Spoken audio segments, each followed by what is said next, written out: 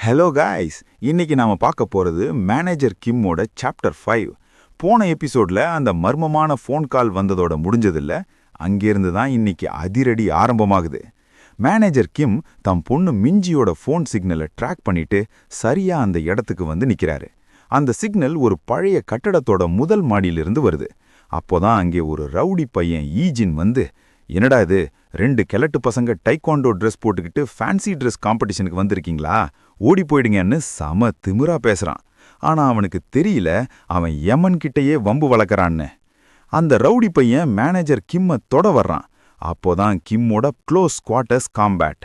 Rowdy கை வைக்கும் முன்னே அவன் கையை லாக் பண்ணி அவனோட மொத்த உடல் எடையையும் அவனுக்கே எதிரா பயன்படுத்தி ஒரே தூக்கா தூக்கி தரையில தார்னு கடிக்கிறாரு.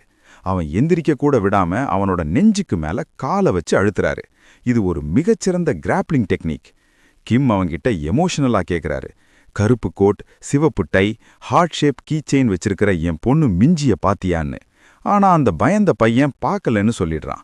கிம்முக்கு இப்போ சாம காண்டு, என் வழியில வராத, உன் கூட டைம் வேஸ்ட் பண்ண எனக்கு நேரம் இல்லைன்றான். அப்போதான் மேல இருந்து ஒருத்தன் எட்டி பார்த்து, டே சத்தம் போடாதீங்க, உள்ள முக்கியமான மீட்டிங் நடக்குதுன்னு சொல்றான். அங்கேதான் ஒரு பெரிய ட்விஸ்ட். தென்கியாங்கி பகுதியோட 4 மிகப்பெரிய கேங் லீடர்ஸும் அங்கே ஒரு ரகசிய மீட்டிங்ல இருக்காங்க. இத கேட்டதும் மேனேஜர் கிம்முக்கும் ஹான்சுவுக்கும் புரியுது, அவங்க ஒரு சிங்கத்தோட குகைக்குள்ளேயே நுழைய போறாங்கன்னு.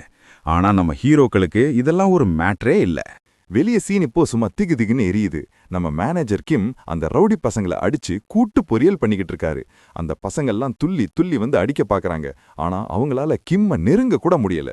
கிம்மோட ஒவ்வொரு பஞ்சும் ஒரு வெடிகுண்டு மாதிரி இருக்கு. அவர் ஒரு குத்து குத்துனா அங்க இருக்கிற 4 பசங்க காத்துல பறக்கறாங்க. இதுக்கு பேரு தான் எக்ஸ்ப்ளோசிவ் பவர். எதிராளியோட பலவீனமான வைட்டல் பாயிண்ட்ஸை குறி வச்சு அடிக்கிறதுல கிம் ஒரு கில்லாடி. இப்போ அங்கே நுழையிறது ஐஷன் டெக்னிக்கல் ஸ்கூல் பசங்க. இவங்க கேங் பேரு ஓபி கேங்.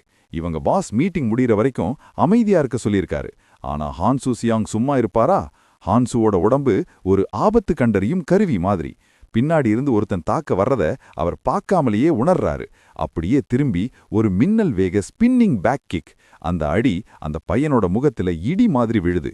இத பார்க்கும்போது தான் தெரியுது ஹான்சு ஏன் ஒரு மான்ஸ்டர்னு. நண்பா, நான் ஏற்கனவே சொன்ன மாதிரி ஹான்சு சியாங்குக்கும் ஜோஹான் சியாங்குக்கும் ஒரு பலமான கனெக்ஷன் இருக்கு. லுக்கிசம்ல ஜோஹான் ஹான்சுவோட பையன் டேயூன் கிட்ட இருந்து தான் டைக்வாண்டோவை காப்பி பண்ணி கத்துக்கிட்டான். இப்போ ஹான்சுவோட இந்த வெறித்தனமான ஃபைட்டிங் ஸ்டைலை பார்க்கும்போது ஜோஹான் ஏன் அவ்வளோ பெரிய ஃபைட்டரா இருக்கான்னு நமக்கு புரியுது. சண்டை உச்சகட்டத்துல இருக்கும்போது ஒருத்தன் கையில கோடரியுடன் வர்றான். இவன் ஐஷன் டெக்னிக்கல் ஸ்கூலோட vice head Young Jun Ji. இவன் ஒரு ஸ்கூல் பையனா இருந்தாலும் கையில ஆயுதம் வச்சுக்கிட்டு செம திமிரா நிக்கிறான். ஒரு லெஜெண்ட் ஃபைட்டர் முன்னாடி கோடரிய தூக்கிட்டு வர்றான். அந்த ஐஷன் technical rowdy Young Jun Ji, இந்தா வாங்கிக்கோ என் கோடரி வீச்சன்னு ஹான்சுவை வெட்ட வர்றான். ஆனா ஹான்சுவோட ரியாக்ஷன் என்ன தெரியுமா? அவன் கோடரிய தூக்குறதுக்குள்ள ஹான்சுவோட கால்கள் அவன் முகத்துல மின்னல் வேகத்துல விளையாடுது. ஹான்சு வெறும் 2-3 செகண்டுக்குள்ள அவன் முகத்துல சரமாரியா மிதி விடுறாரு. இதுக்கு பேர் தான் செயின் கிக்கிங் டெக்னிக். ஒரு கால் தரையில படுறதுக்குள்ள அடுத்த தாள் அட்டாக் பண்ணும். அந்த ரவுடி பையனுக்கு எதுவுமே புரியல. கண்ணுல பொறி பறக்க அப்படியே தரையில சாஞ்சிடுறான். இதான் ஒரு லெஜெண்ட் ஃபைட்டரோட பவர். இன்னொரு பக்கம் நம்ம மேனேஜர் கிம்மு இப்ப சென்ட்ரல் பில்டிங்குள்ள நுழைஞ்சிட்டாரு. ஒரு ரவுடி பையனோட தலைய அப்படியே கையால பிடிச்சு தரன்னு இழுத்துட்டு வராரு. அங்க இருக்கிற மத்த ரவுடி பசங்க, யாருடா இந்த ஆளு, ஏதோ ஸ்டூடெண்டோட அப்பாவா, கிழவா பேசாம ஓடி போயிடுன்னு கிண்டல் பண்றாங்க. ஆனா கிம்முக்கு இப்ப அவங்க பேசுறது எதுவும் காதுல விழல. அவரோட ஒரே இலக்கு முதல் மாடி மெயின் ஆஃபீஸ். கிம்மு பிடிச்சு வச்சிருக்கிற அந்த பையன் பயத்துல அழுதுகிட்டே, சார் இதான் ஃபர்ஸ்ட் ஃப்ளோர் மெயின் ஆஃபீஸ், என்னை விட்டுடுங்கன்னு கதறான். அப்போதான் அங்க என்ட்ரி கொடுக்கறான் பிஎச் கேங்கோட vice head Yong Min Kang. இவன் கிம்ம பார்த்துட்டு செம திமிரா சிரிக்கிறான். என்னது, ஒரு கிழவன் வந்து இவ்ளோ ரெகல பண்றானா, நீ கொஞ்சம் ஒர்க் அவுட்லாம் பண்ணுவ போலையேன்னு சொல்லிட்டு மின்னல் வேகத்துல கிம்ம தாக்க வர்றான். இவன் நினைச்சிட்டு இருக்கான் கிம்மு ஒரு சாதாரண ஆளுன்னு. அந்த PH gang vice head Yong Min Kang நம்ம மேனேஜர் கிம்ம தாக்க வர்றான். ஆனா கிம் என்ன பண்றாரு தெரியுமா? அவனோட அடி அவரோட மேல படுறதுக்கு முன்னாடியே அவனை அப்படியே காத்துல தலைகீழா சுழற்றி வீசுறாரு. கிம் அவன்கிட்ட சொல்றாரு, வாய மூடிக்கிட்டு என் வழியில இருந்து தள்ளிப்போ அப்படின்னு சொல்லிக்கிட்டே அவனோட முகத்துல ஒரு இடி மாதிரியான பஞ்சு வைக்கிறாரு. அந்த வேகத்துல யோங் மின் காங் மெயின் ஆபீஸ் கதவை உடைச்சுக்கிட்டு உள்ள போய் விழுறான். உள்ள இருந்த கேங்ஸ்டர்ஸ் எல்லாம் ஷாக் ஆயிடுறாங்க. யாடா இவன், போலீஸா இல்ல டீச்சரா, கதவை உடைச்சிட்டு வர்றானேன்னு கரல்றாங்க.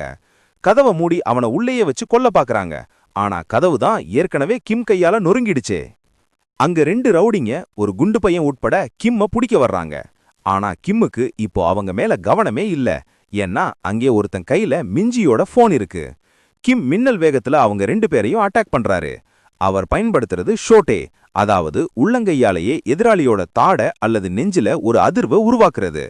அவங்க 2 பேருக்கும் என்ன நடந்துச்சுனே தெரியல. காத்துல பறந்து போய் செவுட்டுல மோதுறாங்க. இதான் கைஸ் ஒரு ப்ரொஃபஷனல் கில்லரோட வேகம். அந்த கேங்ஸ்டர் கையில இருக்கிற போன்ல மிஞ்சியோட வால்பேப்பர் இருக்கு. அத பார்த்துட்டு அந்த திமிரு பிடிச்சவன், இந்த பொண்ணு முகத்தை பார்த்தா எனக்கு தெரிஞ்சவன் மாதிரி இருக்கே, இல்ல தெரியாதவளான்னு ரொம்ப கேவலமா கிண்டல் பண்றான். இப்போ மேனேஜர் கிம்மோட முகத்தை பாருங்க. அவரோட கண்கள் அப்படியே சிவந்து போயிருக்கு. இனிமே அங்க இருக்க போறது மனுஷன் இல்ல, ஒரு மான்ஸ்டர். என்ன சேனலை சப்ஸ்கிரைப் பண்ணுங்க கைஸ். அடுத்த வீடியோல சந்திப்போம். டாடா பை பை.